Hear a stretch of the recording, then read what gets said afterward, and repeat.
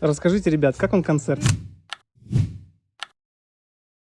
Это Потрясающе! супер. Это гораздо круче звучит, чем в записи, потому что это живые эмоции, и знакомство с вами — это тоже невероятно круто. Все эти истории о том, как записывалась музыка, о том, как вы ее создавали, это особенные эмоции для нас. Я когда вижу такое, я пытаюсь потом всех терроризировать, музыкантов, говорить: вот, делайте, давайте, смотри, и вот тебе идея, на, делай то, делай. Накидываю альбомы, накидываю всякие какие-то концерты, ну, кто-то берет, делает, вдохновляется, это круто.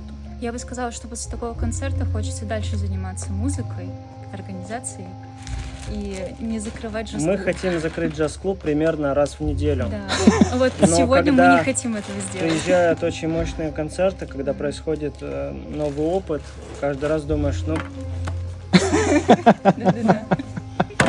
Спасибо большое, что позвали. Спасибо.